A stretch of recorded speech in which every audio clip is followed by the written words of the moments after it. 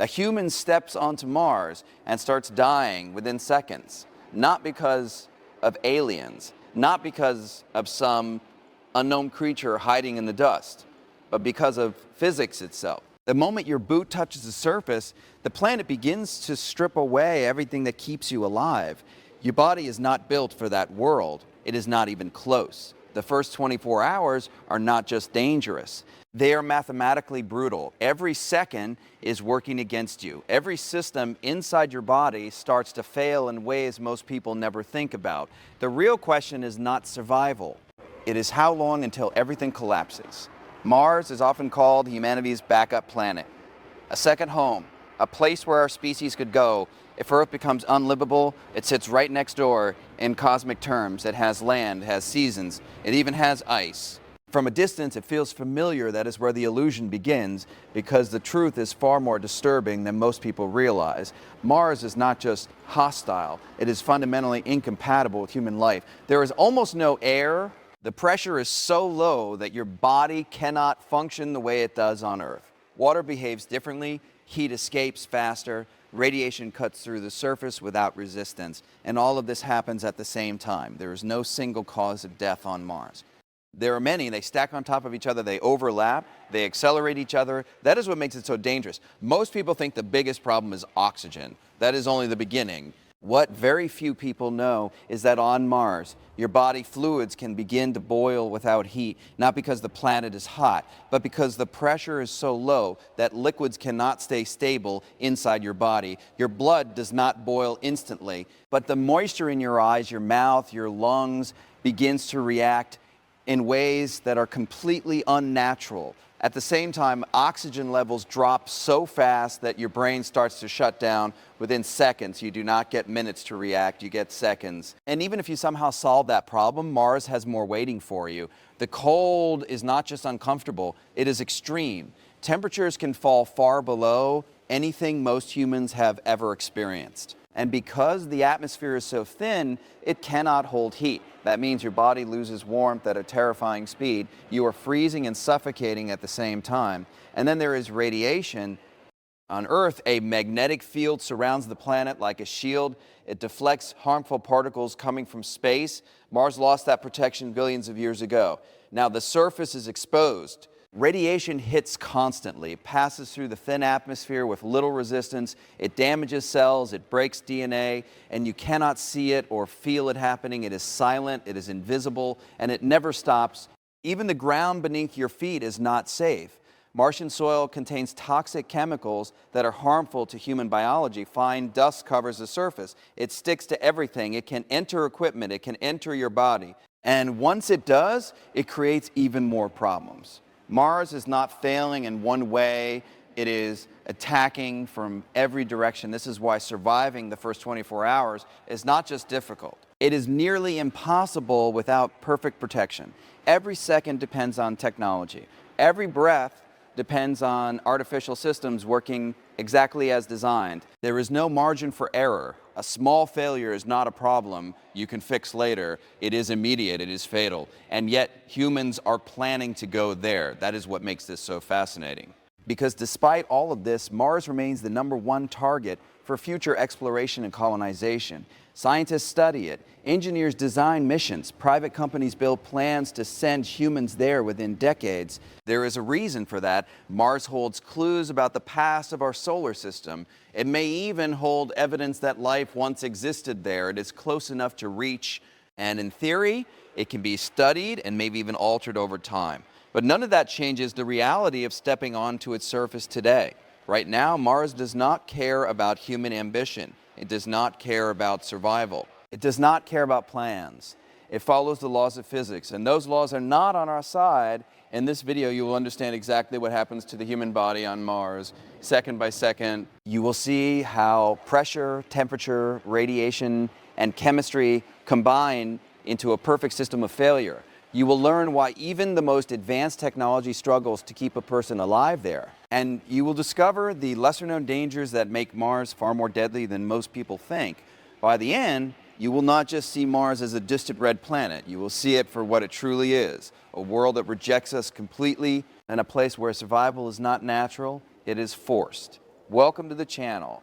If you want to explore the universe, uncover hidden truths, and understand the science behind the most extreme environments known to humanity, subscribe now and stay with us. The moment a human steps onto Mars without protection, the problem begins with something that is almost not there. The atmosphere on Earth, air presses against your body with constant force. You do not feel it, but it is always there. It keeps liquid stable. It allows oxygen to move into your blood. It keeps your body working the way it should. On Mars, that pressure is nearly gone. The atmosphere is less than 1% of Earth's. That is not just thin, that is almost a vacuum.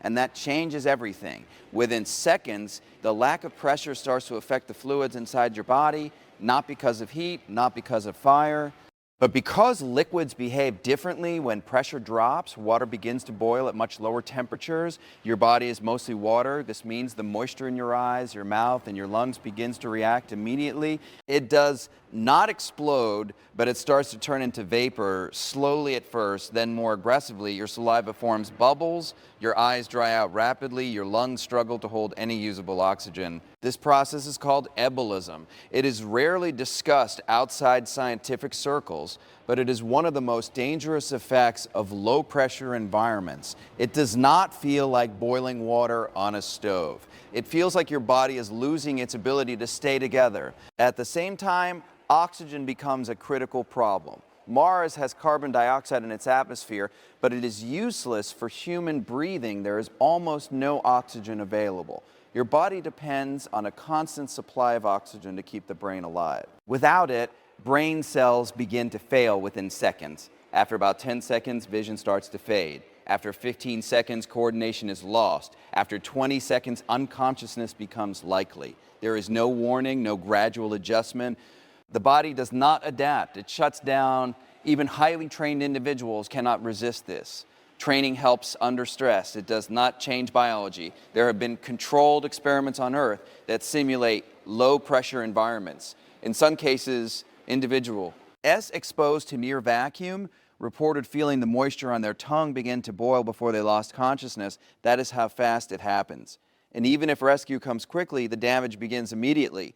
The lungs can suffer injury due to pressure differences. The bloodstream loses oxygen rapidly. The brain enters a critical state within moments. Mars does not give time to react. It does not give time to think. It removes the basic conditions required for life almost instantly. And this is only the first layer of the problem. Because even as the body struggles to maintain pressure and oxygen, another force begins to take control. As the body struggles to deal with the lack of pressure and oxygen, another threat begins to take control: the cold. Mars is a frozen world. The average temperature sits around minus 60 degrees Celsius. That is far below anything most humans have experienced, and this is only the average. At night, temperatures can fall below minus 100 degrees Celsius. In some regions, it drops even further. But the real danger is not just how cold it is how fast the cold takes over. On Earth, air acts like a blanket. It slows down the loss of heat from your body. Even in extreme cold, there is still some level of insulation from the atmosphere. Mars does not offer that protection. The atmosphere is too thin to hold heat. It cannot trap warmth near the surface. Heat escapes into space almost immediately. That includes the heat from your body. The moment you are exposed, your body begins to lose heat at an extreme rate, much faster than in any cold environment on Earth. Your skin temperature drops quickly. Blood vessels tighten as the body tries to conserve heat. Circulation slows down in the extremities. Fingers and toes are the first to suffer. Within minutes, frostbite begins to form. The skin hardens, it turns pale. Then it's that IRS to lose sensation. But the process does not stop there.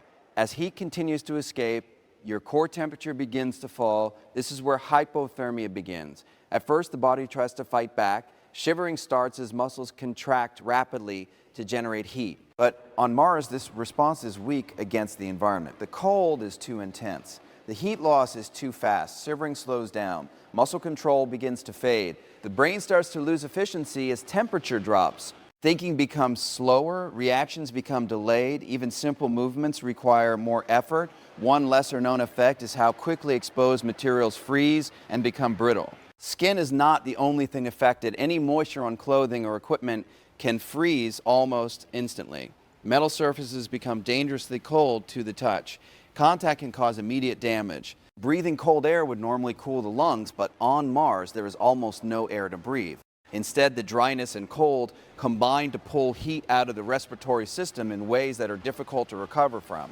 There is also no natural shelter, no forests, no bodies of water, no thick atmosphere to hold warmth. The entire planet acts like an open freezer. Even during the daytime, when sunlight reaches the surface, the warmth is weak. Mars is farther from the sun than Earth, and the thin atmosphere cannot hold the heat. The ground warms slightly, but the air does not retain it. This creates extreme temperature swings between day and night. Your body is not built for this kind of environment. It cannot generate heat fast enough to survive without protection. And just as the cold begins to slow every system inside you, another invisible danger continues to build with every passing second. As the cold slows the body and drains its remaining strength, another force is already at work. It cannot be seen. It cannot be felt in the moment. Radiation.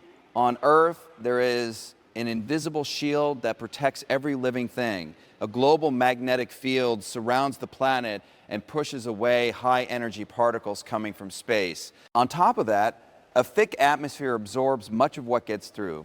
Mars has neither. Its magnetic field disappeared billions of years ago. What remains is weak and scattered. It offers almost no protection. The atmosphere is too thin to act as a barrier. This leaves the surface exposed to space. Cosmic rays travel across the universe at nearly the speed of light. Solar radiation comes directly from the sun in bursts of energy. On Mars, both reach the ground with far less resistance than on Earth.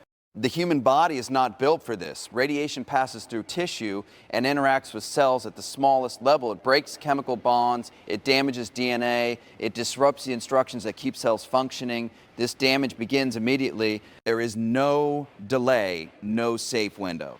Even in a short period of exposure, the body starts to accumulate harm. One of the lesser-known effects is how radiation interferes with cell repair. The body constantly fixes small damage in DNA.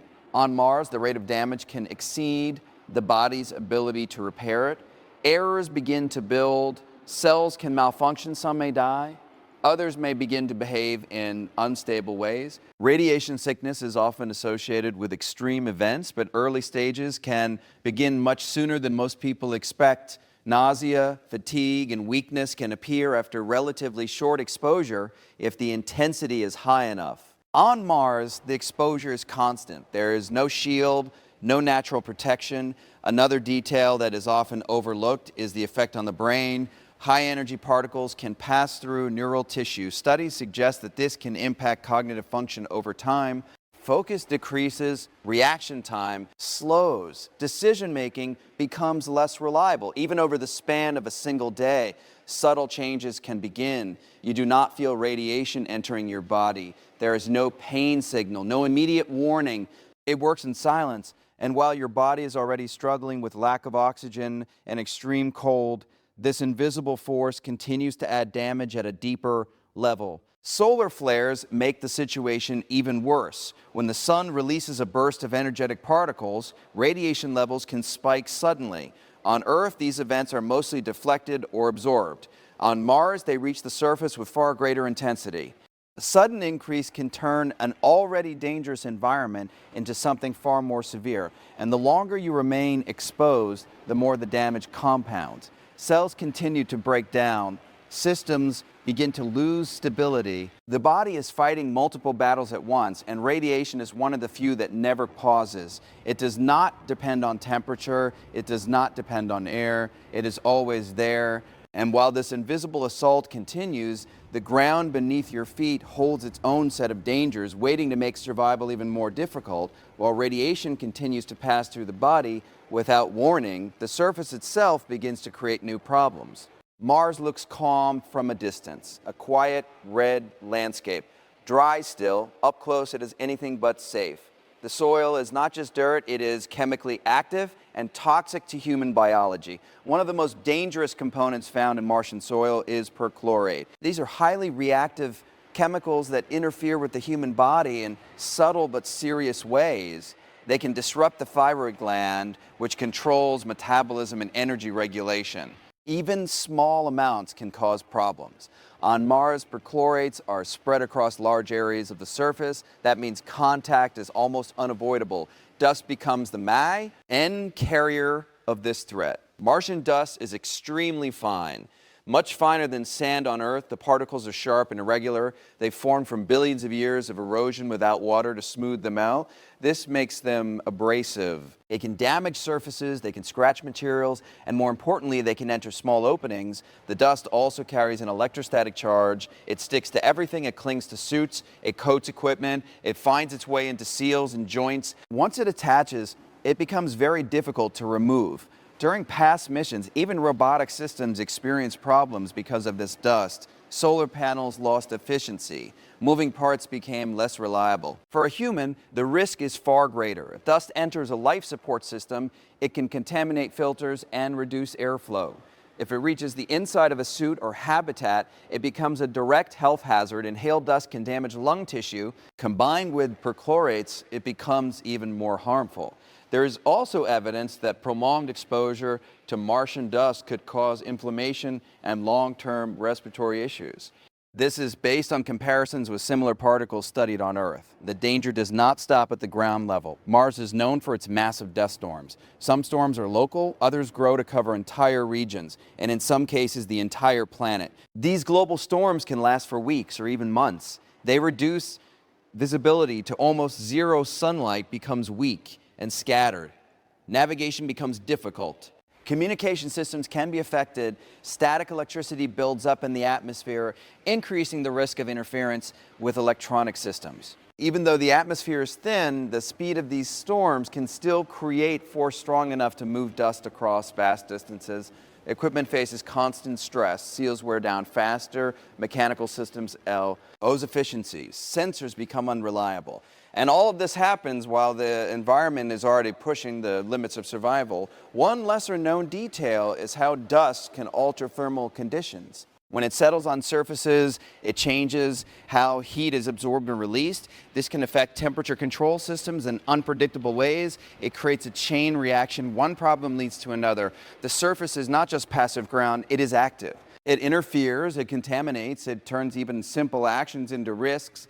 And as the body continues to fight against the air, the cold, and the radiation, these surface hazards add another layer of pressure that pushes human survival closer to its breaking point. As the environment continues to attack from every direction, the human body reaches a point where it can no longer keep up. Systems begin to fail at the same time. It starts with oxygen. Blood oxygen levels drop rapidly. Red blood cells cannot carry what is not there. Without pressure, oxygen does not move efficiently into the bloodstream. The lungs lose their ability to exchange gases the way they do on Earth. Within seconds, the brain feels the impact. Vision becomes unstable. Sounds lose clarity. Coordination breaks down. This is not a slow process. It is immediate. At the same time, decompression begins to affect the body from within. On Earth, pressure keeps gases dissolved in the bloodstream. On Mars, that balance is lost. Gases begin to expand. Tissues experience stress. The body starts to swell slightly, not enough to explode, but enough to create internal strain. This effect is often misunderstood. The body does not burst, but it does distort. Skin stretches. Joints feel pressure. Blood vessels experience abnormal forces. Every system is pushed out of its natural state. Another silent problem begins to take control: dehydration. Because of the extremely low pressure, moisture escapes from the body at an accelerated rate. Water leaves through the skin and through breathing. Even though there is almost no air, the body loses fluids faster than it can conserve them. Lips dry out, eyes lose moisture, internal tissues begin to suffer. This loss of water affects circulation. It thickens the blood. It makes it harder for the heart to pump effectively. The body tries to compensate, but it cannot keep up. Meanwhile, the brain is entering a critical phase. Without oxygen and proper circulation, brain cells begin to shut down. Electrical activity becomes unstable. Signals slow down. Decision-making disappears. Motor control weakens. Simple actions become impossible. One lesser-known effect is how quickly confusion sets in. The brain under stress does not just slow down, it starts to misinterpret information. Awareness fades in an uneven way. A person may still be conscious, but unable to respond correctly. Time perception changes. Moments feel distorted. And while all of this is happening, the heart continues to beat under increasing strain. It is trying to maintain circulation in a system that is breaking apart. Blood pressure becomes unstable. Organs begin to receive less oxygen. Damage spreads. Each system depends on the others. When one fails, it pulls the rest down with it. This is what makes the situation so dangerous. There is no single point of failure. Everything is failing together. The body is not dealing with one problem. It is dealing with many all at once, all accelerating. Survival becomes a race against time, against physics, against biology itself. And in that race, the only thing standing between life and complete collapse is not the human body. It is the thin layer of technology designed to hold all of this together. At this point, the human body is no longer in control. The only thing keeping a person alive on Mars is technology. Every breath, every heartbeat, every second depends on systems that must work without failure. A spacesuit is not just clothing. It is a complete life support system. It replaces everything the planet cannot provide. It creates pressure around the body. Without that pressure, fluids begin to destabilize. The suit must hold a stable internal environment at all times. It supplies oxygen in a controlled flow. Not too much, not too little. The balance must remain precise, or the body reacts immediately. It removes carbon dioxide. If this system slows down, carbon dioxide builds up in the blood. This leads to confusion, panic, and loss of consciousness. It regulates temperature. The human body produces heat, but on Mars, that heat escapes too fast. The suit must trap and manage it, preventing both freezing and overheating at the same time. All of this happens continuously. There's no pause, no backup from the environment. One lesser known detail is how complex the pressure system is. Spacesuits do not always operate at full Earth pressure. They often use lower pressure combined with higher oxygen levels. This reduces stiffness and allows movement, but it also increases risk. A small leak becomes more dangerous under these conditions. Even a tiny puncture can cause pressure to drop rapidly. And on Mars, a pressure drop is not a minor issue. It is immediate exposure to everything outside. Another critical system is power. Every function in the suit depends on energy. Oxygen circulation, temperature control, communication, sensors. All of it requires a constant power supply. If power fails, systems begin to shut down in sequence. First, regulation weakens. Then airflow slows, then temperature control collapses. Each failure brings the body closer to the conditions outside. Dust adds another layer of risk. Fine particles can damage seals over time. They can enter joints and create micro abrasions. These small damages are difficult to detect, but can lead to slow leaks. A leak that is too small to notice at first can become fatal minutes later. Communication systems are also critical. A person on Mars relies on constant feedback. Oxygen levels, pressure readings, temperature data. Without this information, there is no way to react in time. Silence from the system is not just loss of communication, it is loss of awareness. Even mobility becomes a challenge. Spacesuits are heavy and rigid. Movement requires effort. Fatigue builds faster. Fatigue builds faster. Every step uses energy that must be carefully managed. A fall or mechanical failure can become a life-threatening event. There is no easy recovery. Everything must function together in perfect coordination. There is no margin for delay, no room for error. Mars does not allow second chances. It does not slow down. It does not adapt to human needs. The technology must adapt to Mars completely and constantly, or the outcome is immediate. Mars is not just a difficult place to live. It is a world that does not accept human life at any level. Every part of it works against you. The air cannot support you. The pressure breaks your body. The cold drains your heat. The cold drains your heat. Radiation passes through you without resistance. The ground itself carries chemicals that harm you, and your own biology begins to fail within minutes. This is not one problem to solve.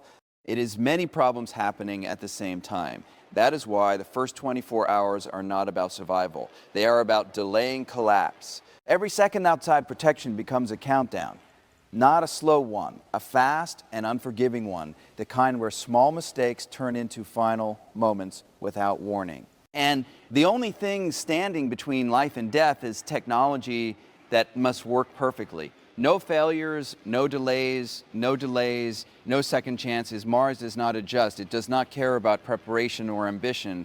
It follows the laws of physics with absolute precision. This is what makes the idea of colonizing Mars so powerful and so dangerous at the same time. It pushes human science to its limits. It forces us to build systems that can replace an entire planet. And even then, survival remains fragile. So the real question is not just whether humans can reach Mars. It is whether humans can ever truly belong there. Or will we always be visitors, surviving inside machines on a world that rejects us completely? If you found this video interesting, leave a like. It helps more people discover content like this. And subscribe to the channel for more deep dives into space, science, and the realities that most people never see.